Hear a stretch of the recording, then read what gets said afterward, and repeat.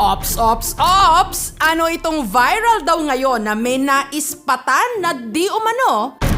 Ka-look-alike ko? Baka kambal ni Jessica So. Sagot na namin DNA. Maring Jess, is that you? Is that me? Ang babae sa viral photo natagpuan dito sa Bato, Camarines Sur. Napansin namin dito na kamukhang-kamukha niya si Jessica Soho. Heto na nga siya, ang Jessica Soho ng Matacon Market, ang tindera ng isda na si Julie. From head to toe, parang magkaparehas po sila talaga. Kung hindi lang siya nagtitinda ng isda, Oo. siya talagang mapapagkamalaan ng mga tao na talagang tunay na Jess. Nagtinda po ako noon ng isda. Napagod na po ako. Umupo ako doon sa may upuan sa may harap ng nagtitinda ng manok. Ma, nagpa-picture ka? Sabi ko, hindi. Bakit? Tingnan mo tong picture mo, oh. Nandito ka sa Facebook.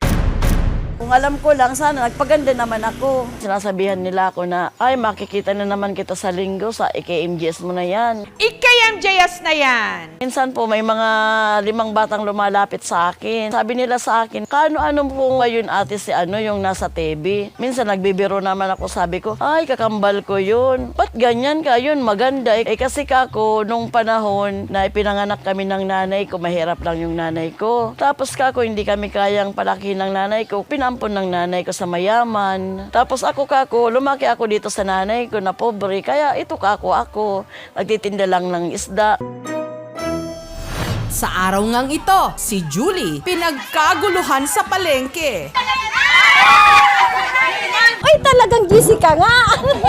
Kasama nagtitinda ng isda, sabi sa akin, ang bilis ko naman daw pong maubusan ng paninda, samantala sila, ang dami-dami pa. Talagang ang swerte mo, palibasaan niya may kamukha ka. At para makarelax matapos ang buong araw ng pagtitinda, si Julie nanunood ng KMJS. Pareha silang maganda. Nung nililigawan ko pa lang po siya, sabi ko, itong asawa ko kako, pasisiguran ko na to dahil kagaya ni Jessica Soho. Magaling ng Diyos Caster, lalong-lalo na nag-ano sa baha, abanting-abante sila. Kaya ang paghanga ko sa kanila ay talagang magaling. Sa likod ng tinatamasa niyang atensyon ngayon, ganito talaga ang ordinaryong araw niya. 4:00 pa lang ng umaga, nakaabang na sa bagsakan ng isda. Ang mga napakyaw na isda, dadalhin niya sa palengke at saka ibibenta. Gagawin ko ang lahat, may taguyod ko lang ang mga anak ko. Hindi na nila maranasan yung mga hirap sa buhay na naranasan ko. Si Joshua, Elementary Education. Ito naman pong si Gisali, IT. Si Judy naman po, 4 years din po siya, Office Administration. Mga nagsisend ng picture kay tungkol sa mama ko. Parang ngayang si Jessica Soho, napagod na. Kung naramdaman nun is nagalit po ako. Yung magulang mo naghahanap buhay lang. Pinagmamalaki ko din na naging magulang ko siya. Masaya, nakikita po namin kung gaano siya nagmamahal sa ibang tao po. Pero sa likod ng pagiging masayahin ni Julie, ang bigat ng kanyang dinadala. Nito lang Enero kasi, namatay ang kanyang panganay na si Judy. 28 years old po, nagkaroon po siya ng colon cancer. Miss na miss po, kasi po kapag dumating ako galing palengke, siya po agad ang sumasalambong sa akin yan. Ano makakain ka? Kasi man nakapagluto na. Alam ko gusto mo nang matulog. Sabi ko, ayun yung lapag.